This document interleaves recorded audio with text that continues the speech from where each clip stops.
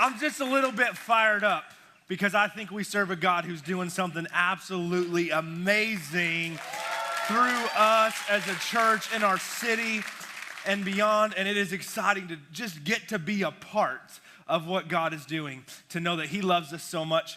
He said, even though you don't have it all together, you can go ahead and make a difference in the lives of others. And I hope if you are not yet connected, I hope when you see some of what 2015 was, you begin to get a little bit of excitement inside of you and go, you know what? I want to be a part of doing something maybe greater than I've ever done before in this upcoming year to make a massive difference in Hampton Roads and beyond. It's Vision Weekend, and I am so just like, that's probably it right there. So I'm trying to put it into the right amount of words and to shape it and mold it for us. And if you are new, my name is Pastor Michael. I'm the senior pastor here at Community Church. And man, I get the amazing privilege of being your pastor. And it is truly a privilege and an honor, because when I see those numbers, I thank God and I thank every one of you.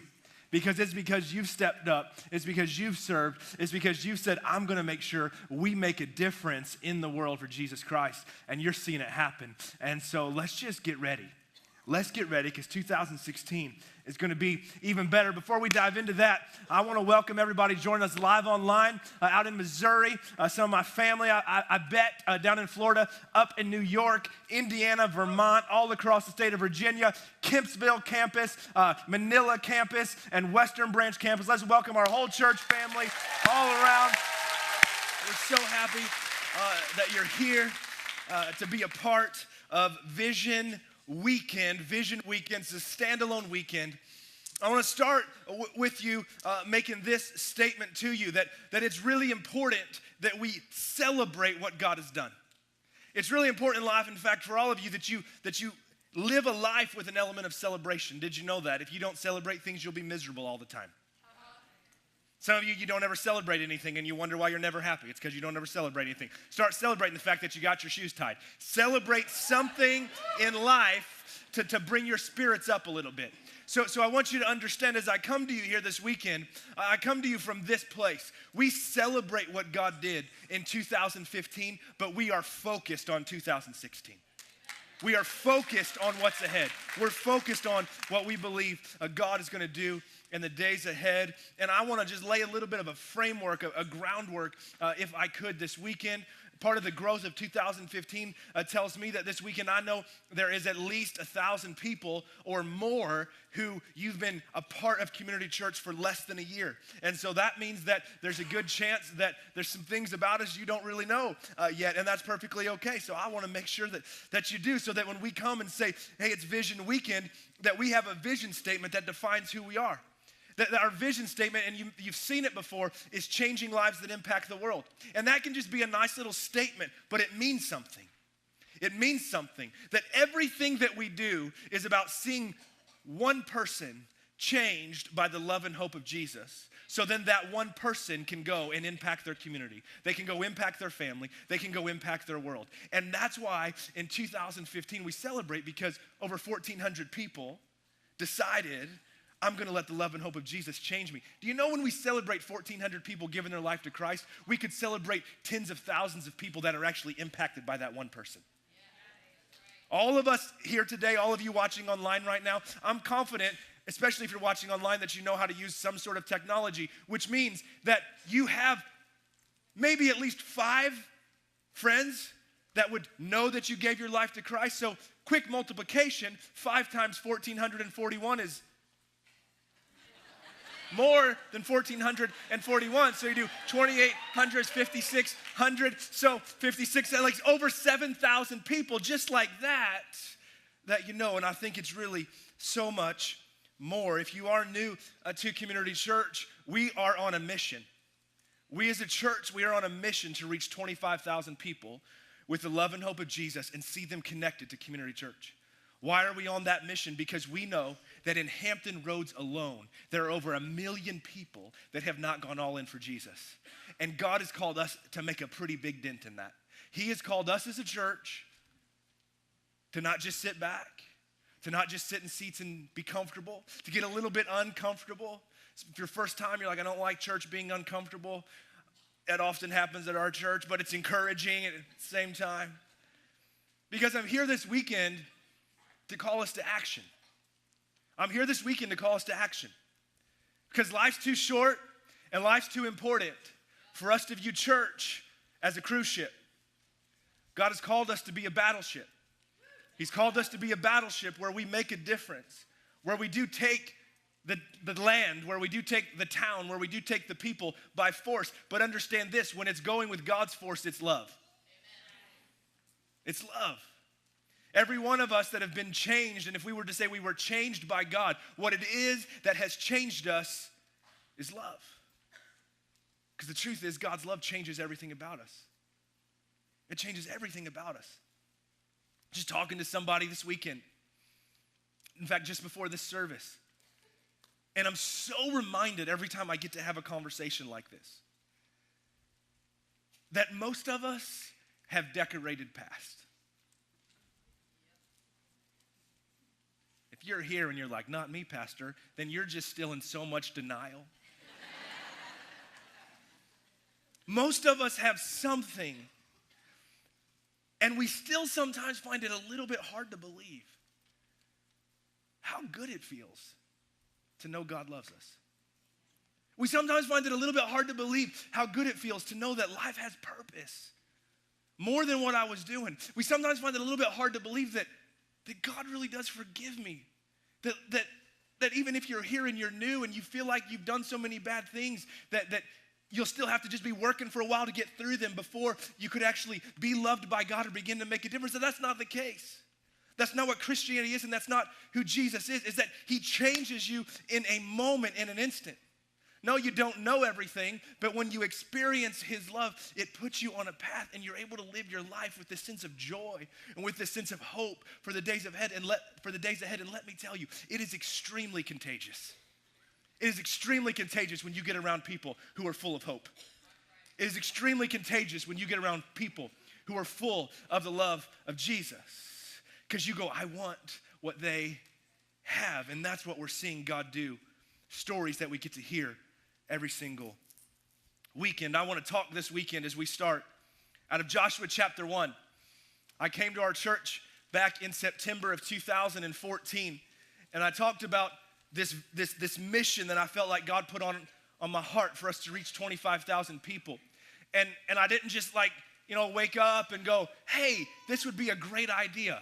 If you've been here a while, you've probably heard me say, I was more like, God, I'd really rather not do this. I'd really rather just be able to say, hey, we're going to try to be a good church and whatever happens, happens. But God said, no. I felt, he said, you've got to cast this vision out there, that we're going to go after it and that we're going to do something that is impossible without God's help. And in Joshua chapter 1, it's in the Old Testament. I'm going to share some verses here this weekend to paint a framework for you, and then we're going to talk about what it means for us as a church, and we're going to talk about what it means for you as an individual. And I will tell you today that many of you, if you will let him, are going to be so changed by God this weekend that you're going to look at the changes you make and the steps you begin to take in his direction, and you're going to wonder, how did I ever live differently? I want you to get ready for that right now. I want you in your own mind right now. And some of you, you're already, because if you're new to church, you're like, who is this guy, up here? No, I'm telling you, I want you to get ready. I want you to get ready for God to change you right now. I want you to get ready for him to spark a fire in your heart.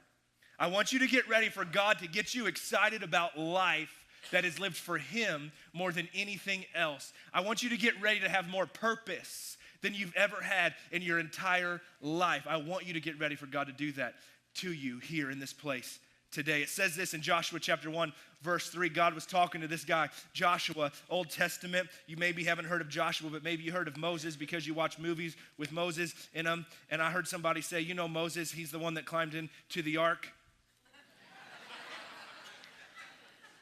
That was Noah. If you're brand new to church, Noah was the one in the ark. Some of you are like, I know Moses with Noah. That was Noah. But we don't take tests at this church. And so that's good. You're safe. Joshua chapter 1, God said, I will give you every place where you set your foot, as I promised Moses. And I read this verse about 15, 18 months ago, whatever it was. And I felt like God, in my heart it jumped. And it was like for Hampton Roads, everywhere Community Church goes, I'm giving you the land and beyond. We started a campus, you may not know, in the Philippines, in Manila, in February of 2015. In fact, I'm gonna be there in about 12 days, and we're gonna be celebrating our 1-year anniversary for an international campus of Community Church in Manila, Philippines. And we're really pumped up about that, and it stems from some of this stuff in Joshua chapter 1, where God's like, everywhere you go. When he says he's gonna give it to us, what he means is it's gonna belong to him. Verse 5 says this, no one will be able to stand against you all the days of your life. How many of you like that promise over your life?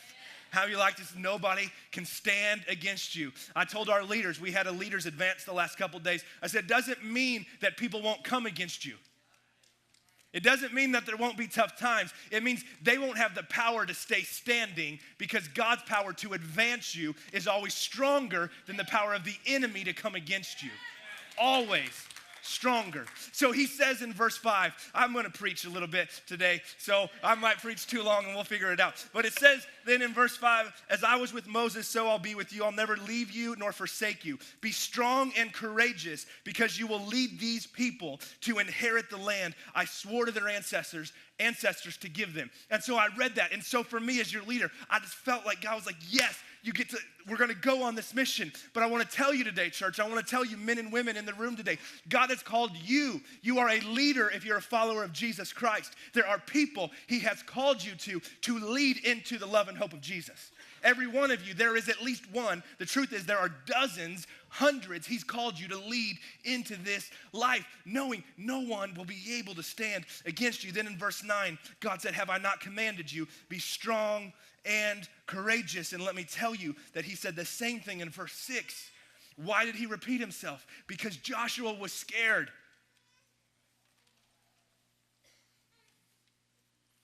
I don't know if you've ever read the Bible and wondered why God keeps repeating himself about something.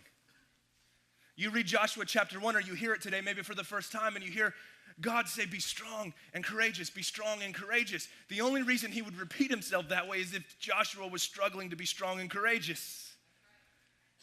And so what immediately holds me back and holds you back in life is fear. It's being afraid. And God comes this weekend and he says, hey, be strong and courageous. Don't be afraid. Do not be discouraged. For the Lord your God will be with you wherever you go. Wherever you go. If you're taking notes, here's what we should all know. Jesus has called me to an all-in lifestyle. Jesus has called me to an all-in lifestyle. Jesus has called me to a be strong and courageous, do not be afraid lifestyle. Where I understand that I have a purpose right now on the earth. I have a purpose right now in life to make a difference. That I've been wondering, God, why am I still here? That I've been wondering, God, why am I in Hampton Roads on this tour? That I've been wondering, why in God's name am I at Community Church and have to listen to this pastor? I'm wondering. And God's like, you are here because I've called you to an all-in lifestyle to make a difference, to take action, to not be worried. So I love Psalm 18. Verse 28 and 29 says, you, Lord, keep my lamp burning. So good. My God turns my darkness into light. With your help, I can advance against a troop. With God, I can scale a wall. This is truth. That's why we're reading the Bible together as a church this year. When I get this inside of me, I get a little bit fired up and I go, I can do this. I can do this. So what does this look like for us? What does this look like for a community church? What does it look like for us to be on a mission to reach 25,000 people? Well, first thing I want to tell you here today is that the multi-site strategy is very important for us as a church. Some of you might not know what multi-site means. We are a multi-site church, which what that means is we are one church that meets in multiple locations. We have 2 functioning, full-fledged campuses in Hampton Roads right now, and we have one in Manila, Philippines. Western Branch campus, Kempsville campus, and a Manila campus. Multi-site is an important aspect to our strategy to reach 25,000 people in Hampton Roads. We have to know that. You have to know that about how we function as a church. Multi-site is less about growing a church and more about reaching a community. Like we could just build a 25,000 seat auditorium and say, y'all come here. And could I tell you, I think we could fill it. Because people want to be where God's presence is and be changed by his love. But I think rather than just having one, maybe one day we'll have a whole bunch of 25,000 seat auditoriums around Hampton Roads. I mean, I really don't know, but what I want you to get here today is that God has called us to start campuses, to start churches in multiple areas, because the local church is the hope of the world, because the local church is what every person has been called to be a part of, because the local church is how Jesus said he would change the world. And it's the only thing that Jesus made this declaration. He said, I will build my church and the gates of hell will not prevail against it. That's what Jesus said about church. And I want to tell you something. We are not just a nice organization. We're not just a nonprofit. Nonprofits are great, but we're the local church. We're the local church. That's significant. That's significant to why we exist. That's significant to our calling. That's significant to our future. Multi-site helps us make sure more people can be a part, because therefore we can have more services at the right times. Western Branch campus this weekend, we moved to 3 Sunday morning services. We're out of Sunday morning service times. I suppose we could start at 7 a.m., but I'm not confident anybody would. Well, there'd be a handful of you. I wouldn't be here, but there'd be a handful of you that could come, and so that would be great. That would be great. I'm confident our worship team doesn't want to get up that early. So it allows us to reach out, but it's so important. So even let me talk to Kempsville just from our Kempsville campus. You know, right now, we started this campus about 2 years ago in Kempsville, and we have seen 100 people go all in for Jesus in that one campus that they would have otherwise not known Jesus. Understand, they would have otherwise not experienced the love and hope of Jesus. This is how we reach in to communities. But we got to get this, because here's the goal. For instance, if you meet somebody and they would say to you, talk to some of you at Western Branch campus right now, if they were to meet somebody and they would say, hey, I go to Kempsville, and you say, hey, I go to Western Branch, your job is to try to get somebody that goes to the Kempsville campus to come to Western Branch campus with you. Because that happens all the time, if you didn't know that. What we're trying to do with God's help is build healthy churches all around Hampton Roads. Because we believe God's given us a culture and a DNA of life that people feel when they walk in. And they go, I don't know what it is. Well, it's Holy Spirit. That's what it is. And they want to walk with that, and they want to flow with that. How our multi-site works, so that you know, and how it will work in the days ahead, is many of our campuses, as we would grow more and more, the message will be video, worship will be live. Our vision is to have the ability for the communicator, primarily it's me, where I can speak live at multiple different campuses. You won't always know where I would be at, because it's not about somebody being live. It's about being connected together and making an impact in that community. And the truth about it is, do you know, when people come to church, if it's an auditorium the size of Western Branch, everybody actually watches the screen anyway. A bunch of you just took your eyes off the screen at Western Branch and just looked at me, and then you went back to the screen, and you're like, you're right, it's better to watch the screen because I can see much more clearly. And so what this allows us to do is reach more people more cost effectively, because you don't have to hire a senior pastor at every location. You hire a campus pastor at every location who provides the pastoral care, who strategically helps define the groups and the serve teams and gets in the community. And it's a way we're able to reach out more. We're a multi-site church, and God has given us a vision to reach Hampton Roads through that. If we're gonna do that, though, here's some convictions we need to have. These are not in your notes, meaning I've not given you a specific space to write them down, but I think you might want to, because I'm gonna tell you what I believe God's called us to do in 2016, and this is why. I believe these are some core convictions. Our core values are in your notes, but these are some core convictions that I really feel in my heart. And the first one is this. If you're taking notes, write this down. An empty seat is a problem. An empty seat is a problem. An empty seat is a problem. That's a core conviction that I have for us as a church. Why is that? Because if there's an empty seat, that means there's somebody that could be experiencing the love and hope of Jesus that's not. It means there's somebody out there And literally, we could just go right out the doors, Kempsville, Manila, Western Branch right now, and there's somebody, oh, let's be honest, I'm pretty sure we don't ever have empty seats in Manila, but sometimes at Western Branch and at Kempsville, we do have empty seats. That's a problem. I can't just own that.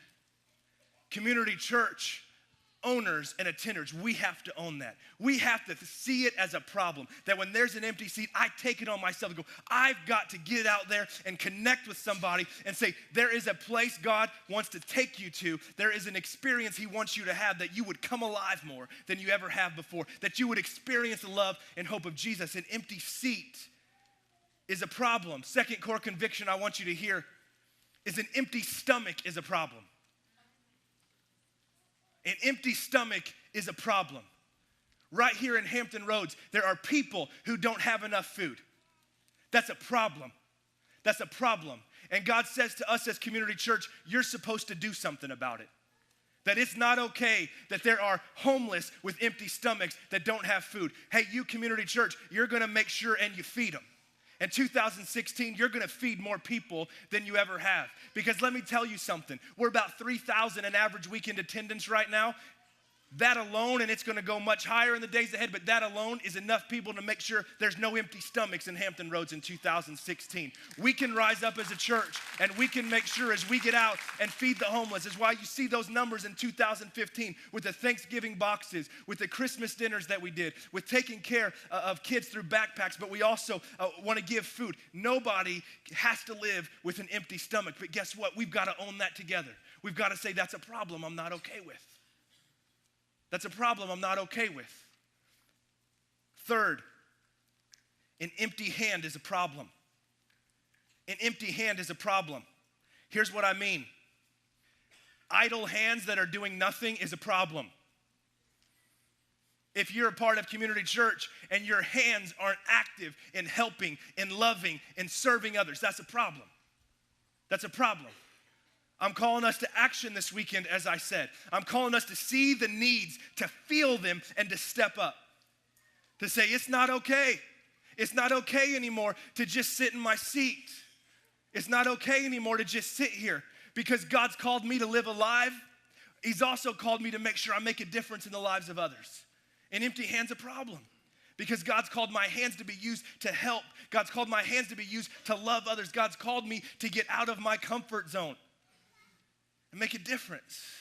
I hope that you can handle me here this weekend, because I realize that I'm coming across a little bit strong, but that's because I want to make sure you get it. So forgive me if you feel like I'm beating you up. I'm just telling you what God's going to do, and I think he might want you to be a part of it. An empty hand is a problem.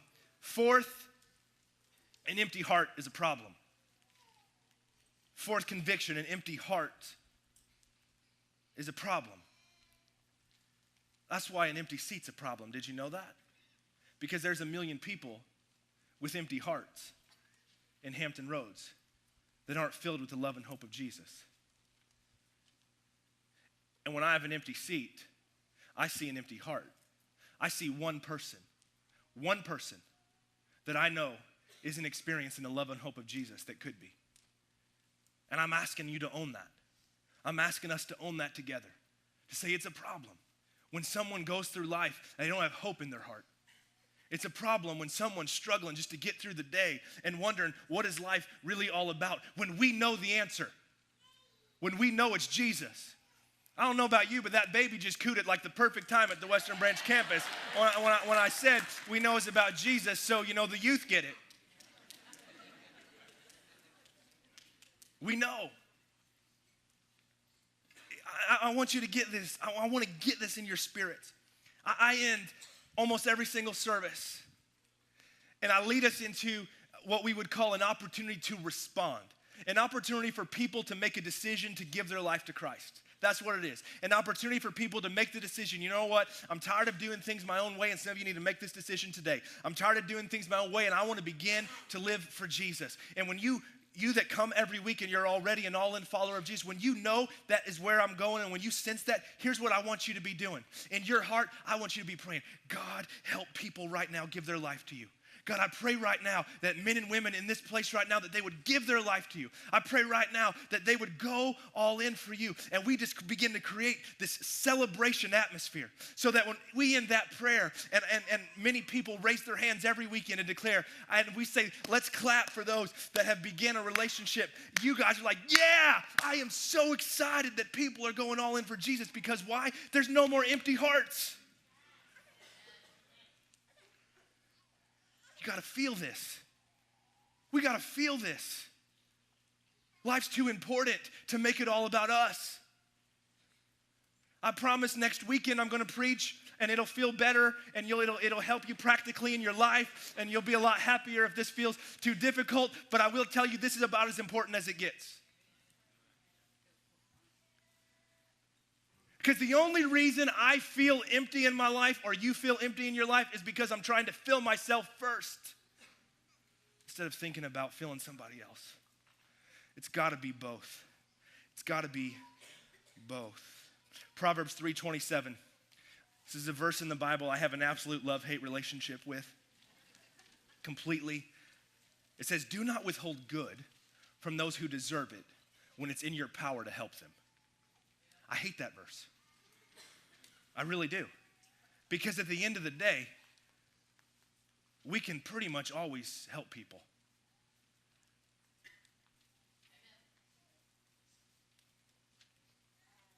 And I don't always want to give money. I don't always want to go out of my way. I don't always want to.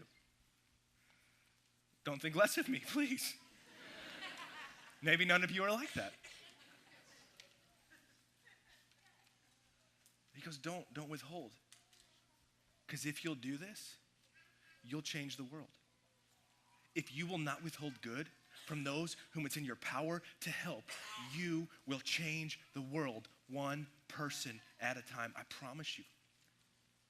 And you'll come alive like never before. Life could be summed up as a follower of Jesus like this. My life is to fill and be filled. My life is to fill others and to be filled back up. My life is to fill others and to be filled back up. My life is to fill others and to be filled back up. It's both. That I'm not okay with empty seats. That I'm not okay with people with empty stomachs. That I'm not okay with people with empty hands. That I'm not okay with someone with an empty heart. And neither am I okay with myself being empty. So my life is to fill others up and to be filled with God's love. To fill others up and to be filled with God's love. To stay in this place, this beautiful, beautiful circle of filling and being filled. So how do we do this? How do we do this? What are we going to believe for God in 2016? How are we going to make these things be a reality and not just, some great dreams? Woohoo, Pastor Michael says no more empty stomachs or empty seats. Sounds fun. Great message, Pastor. Next week, give me something more encouraging for me personally. No, we got to be intentional and plan. We need to be first-class noticers. And God's calling Community Church to enter into what I like to call this world of being the best hope dealers around.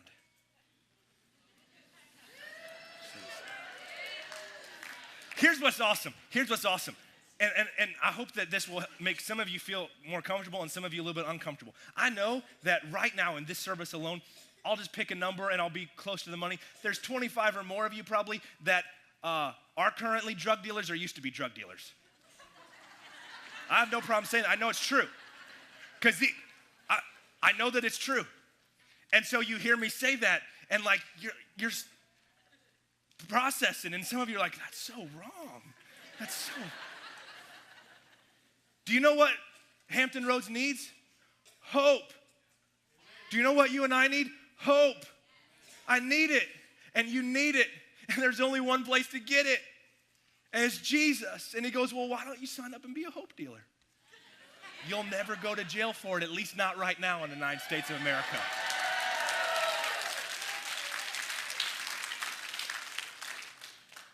Here's what we're believing God for. I'm going to give you some big numbers, and then I'm going to tell you some specific things in 2016 that we can unite our faith around. You saw in the video earlier that 1,400 plus people went all in for Jesus. Well, we're praying and believing that in 2016 we would see 3,000 people go all in for Jesus. And that means that we've got to be praying like crazy. That means we've got to own the fact that an empty seat's a problem. That means we've got to get out there and say, I'm going to make a difference, so that 3,000 people would give their life to Jesus. We're praying that 600 people would be water baptized in 2016, nearly 400 in 2015. So why not just keep going up? Why not just see more people make that decision? We're praying that we would grow as a church by at least 750 people in weekend attendance. And I say these three numbers. And some of you, you're just like, oh, this church is all about the numbers. You're darn right we are. God is all about the numbers. That's why he wrote a book called Numbers, because he is concerned about numbers. And because we have a value at this church. Some of you have never read your Bible and you have no idea what I'm talking about right now. It's in the Old Testament. Genesis, Exodus, Leviticus, Numbers. So you can go into the Old Testament and you can see it right there. But we have a value as a church. It is that every number has a name and every name matters to God. So when I tell you that I'm believing God for 3,000 people, I see 3,000 individual people to be sitting in empty seats, to be sitting in empty seats at Kempsville right now, to be sitting in empty seats, knowing that that is one person, that is one family that gets changed, because every single person matters.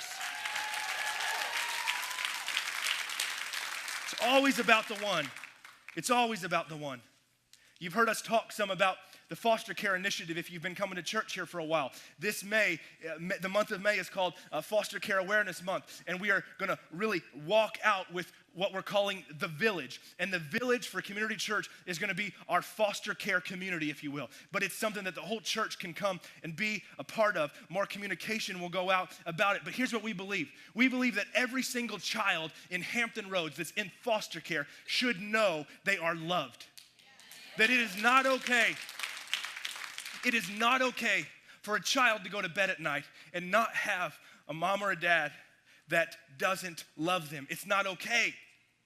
If you're a parent here today, you get that, because no matter how mad I get at my kids, I know I still get to give them a hug at bedtime.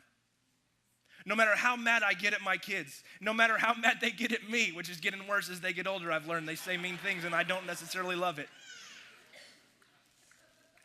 I know that they're loved. And I know that that's how they have confidence. And I'm saying, church, we're going to make a difference.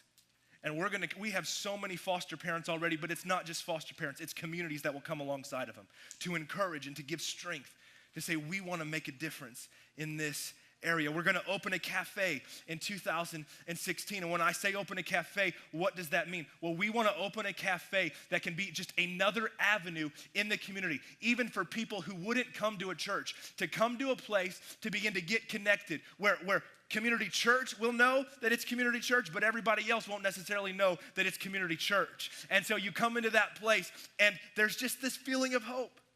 And we take all the profits and we invest them straight into our local community to make a difference, because an empty stomach is a problem. And so we want to make sure that we put money into places to put food into empty stomachs. We're gonna, for those of you that are my crazy worshipers, which I'll tell you this, I love to worship, and worshipers are like the loudest people in the world. And so, yeah, some of you are getting ready, but here's the thing. We're gonna record a live worship album in 2016, because, see, that's where the crazy loud people can get excited, because God's given a sound to us as a church, and we want to get that out there. We want to get that out there for others. We want to be a household name for hope in Hampton Roads. Now, I believe I'm saving the best for last. At least that's what I'm trying to do. And by the way, this is not close to all that we think God's going to do, but I'm trying to highlight a couple big ones. We've talked about multi-site a bit, and we've talked about the importance of multi-site. Well, 2016 is going to be the gear up year, so it's going to take the year. But we are preparing and planning for the launch of Community Church Suffolk Campus in February 2017. And what that means, and when I say that, is specifically in our context, Western Branch Campus, our prayer, our hope is that at least 300 people will move from the Western Branch Campus and will make the Suffolk Campus their home church. That is how we reach Suffolk more.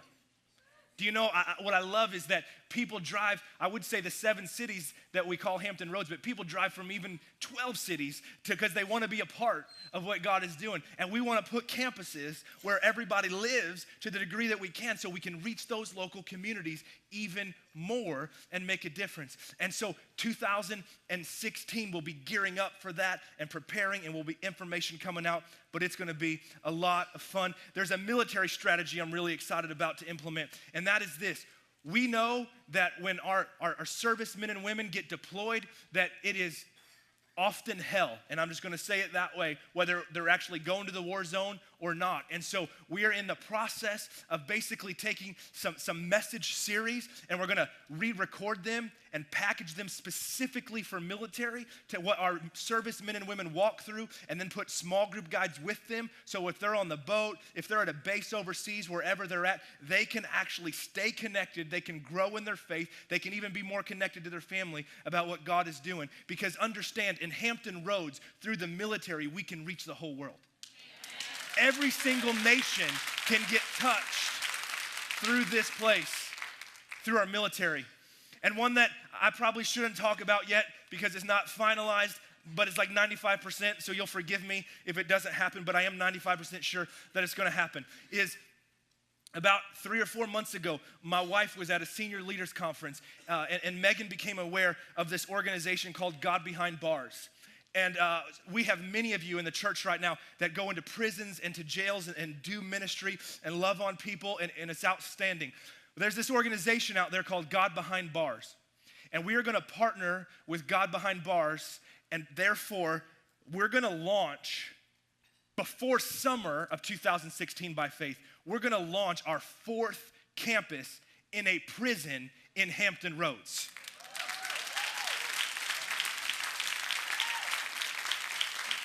What that looks like is that we literally go in, we set it up.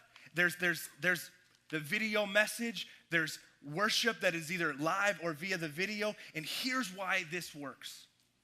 God's Behind Bars people tell us this, that most prison ministries, when they get together, average 25 to 35 people that come. In the churches that they're in, or the prisons that they're in, where it is a church that is actually there, they average between 250 and 350 people, inmates that are actually a part. But that's not it. I said earlier, and this is just part of our DNA as a church, and if it makes you uncomfortable, I'm sorry, but I'm okay with it because I believe it's what Jesus would do if he was on the earth. We as a church, we reach a lot of people who maybe spend a little bit of time in jail. And that's great. We're glad you're here. Do you know one of the hardest things is to reconnect spouses when one's been in jail for a period of time? And what happens through this campus, through this ministry, is that spouses are able to actually go to church together to a degree.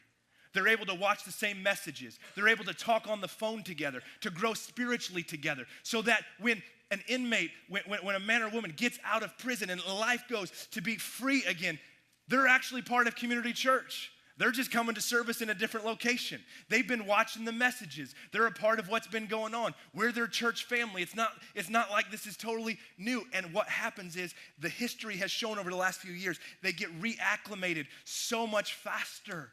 They're able to have better relationships so much faster. And who gets all the glory? Jesus gets all the glory. God's gonna do some amazing things in 2016. I'm preaching way too long, and so I'm sorry about that for those of you that don't like to be at church for a long time, but that's okay. Here's the thing. Intentionality. I love you that love to hear me preach. I just want you to know that. You're like, Pastor, you can preach for hours. I'm like, I don't know if my voice will hold up, but we'll try. Here's the thing. This only happens if we're intentional. This is just a bunch of crazy dreams unless we're intentional. This is just a bunch of ideas unless we're intentional. The truth is, almost every one of us here today have dreams for 2016. And the truth is, history and statistics would show us that at the end of 2016, people typically just still have the same dreams because they weren't intentional. They weren't intentional. I don't think this is in your notes, but you might want to write this statement down, and I'll try to say it and repeat it. Intentionality makes a dream turn into a plan, which turns into a reality. Intentionality makes a dream turn into a plan, which turns into a reality. God said, be intentional. God said, be intentional. He said, be intentional to make this difference. And here's the reason, if you're taking notes, is because the bigger the impact, the bigger the sacrifice. The bigger the impact that we're going to have as a church in 2016, the bigger the sacrifice that we're going to have to make. That's why I said we're a battleship, not a cruise ship. Because in a cruise ship, best I can tell how it works, I've never been on a cruise, but best I can tell how it works, there's like a captain of the ship and some people that get paid to work, and then a whole bunch of other people that just like swim and drink a lot and play at the casino. Lord, that's not what we are. This is all of us together. This is all of us together to say, I want to make a difference. I'm not okay with just being a spectator. I want to be a part. In 2015, we started an annual fund, an annual giving fund to help make room for more, to help see some of these things happen. And we called it the 25K Fund. And this weekend, we've renamed it to bring a little bit more clarity, if you will, to Kingdom Builders. And in your bulletins this weekend, you got a card. It looks just like this. And you can go ahead and get that out for me right now if you don't mind.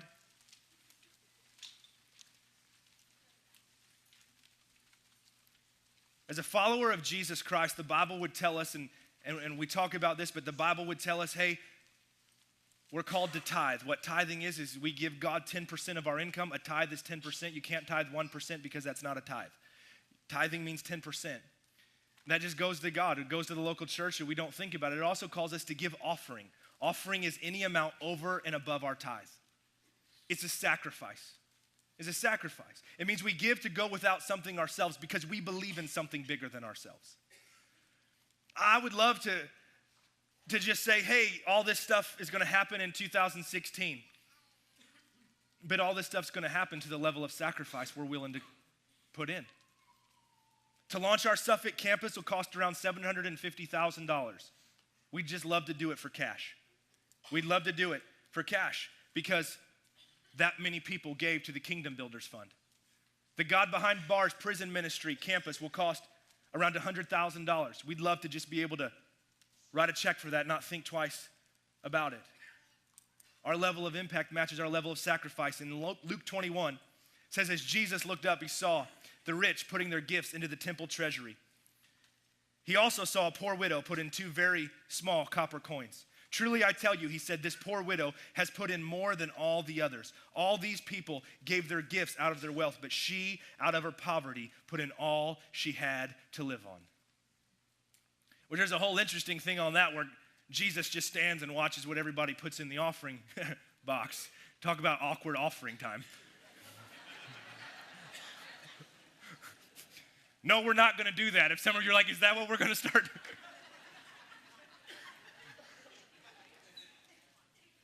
His point was that it's not about the amount.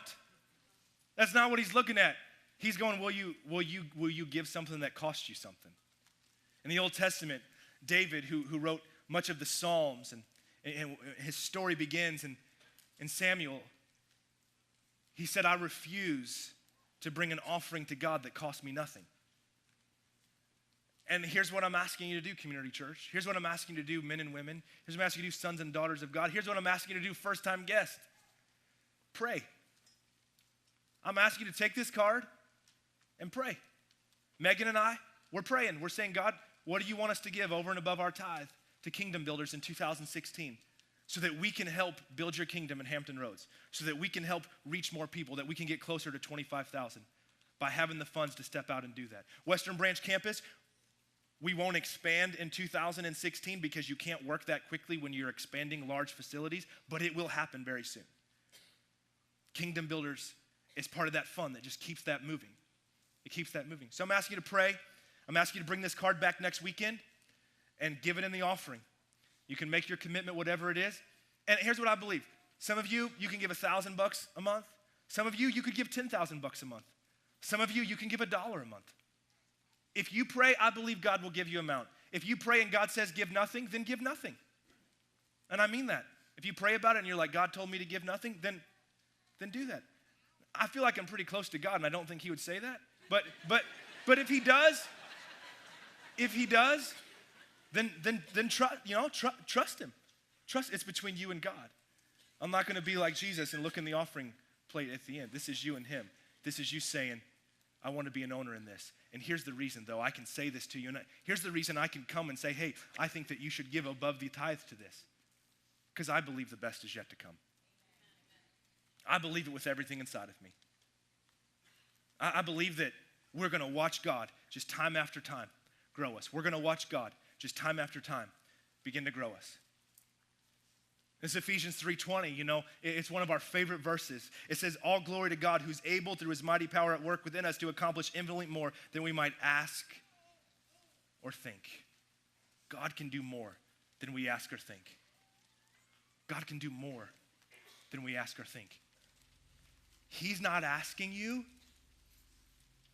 I've not really stood on the edge since we took the steps off, so be very nervous. He's not asking you to get it all figured out. God's not asking you to get it all together. God's not asking you to be able to say, I'm ready. That's not how he works. You and I learned this in sports and in racing when you were a kid, and you get on the line. For those of us that are really fit, athletic like me, you get on the line.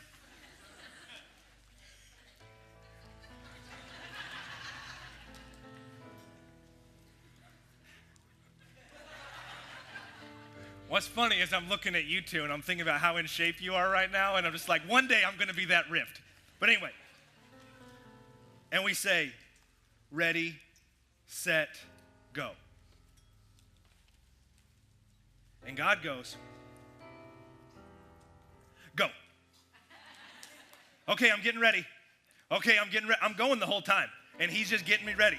And he's just getting me ready. And so many of us, we just sit there. We're like, when I'm ready, that's when I'll join a weekend serve team. When I'm ready, there'll be a time when I'm ready to give. Nope, because that's not how it works with Jesus. He's like, go. Are you counting on yourself? Because if you're counting on yourself, you won't ever be ready anyway. I wasn't ready to become a senior pastor. I wasn't ready to become a husband. I wasn't ready to become a dad. Those of you that are thinking about kids, you're like, when we're ready, we'll have kids. You were like living in cloud cuckoo land. Like that's where you're at. Like you don't get ready. You just go and you're like, well, God's gonna kind of help me figure this out. That's his promise of purpose for you. Your purpose today, every one of you, is to start going. It's to start going. It's to not stay back anymore. It's to go. It's to say, you know what? I do believe an empty seat's a problem. I do believe an empty stomach's a problem. I do believe empty hands are a problem. I do believe an empty heart's a problem. So I'm going to fill and be filled. And I'm going to see God make this my best year ever as we reach more people than we could have ever imagined. Would you pray with me? Jesus, I ask you right now, in your love for every one of us, to fill us, to make us know that you're real. I pray that you would remind us, and for some right now, I pray you would tell us for the first time that we have purpose. Some of you are here today, and you came to church today because you're trying to find purpose for your life. That's why you're here. Some of you are watching online because you're trying to find purpose for your life. And as if he could, God is screaming a love scream through me saying, your purpose is connected to me. And all you've got to do to start it is to make the decision today, right now, and say, I am going all in for Jesus, which means I believe that Jesus died for my sins on a cross. I believe that Jesus has the best plan. I believe that he will forgive me for my past. And I believe that as I would follow him, my best days are always yet to come. If you're here and you know you're not all in for Jesus, but you want to be, you want right now. Remember, I said if you've been coming the last few weeks, this is the last weekend of January, so it can still count as a New Year's resolution. You're here right now and you say, I want to be all in for Jesus, and I've decided right now I am going to give all of my heart. I'm going all in for him. I just want you to lift your hand up in the air right now and say, I'm going all in for Jesus. I'm going all in for Jesus. This is your opportunity to be brave. This is your opportunity to be brave. I love it because some of you, you're being a little hesitant. I'm telling you, be brave. I see your hands coming up. I ask you just keep your eyes closed to respect everybody's privacy. I love it. Be bold. If this is you, say, yes, I'm going all in for Jesus right now. I'm not going to have another year kind of doing it on the sidelines. I'm not going to have another year wondering what my purpose is. I have decided in 2016, I am all in for Jesus.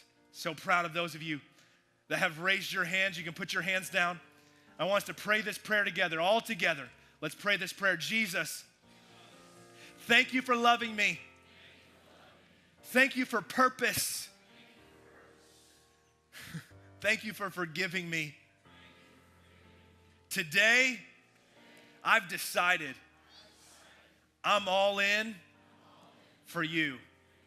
And I believe that the best is yet to come. In Jesus' name, amen. Can we clap for all those who prayed that prayer for the first time?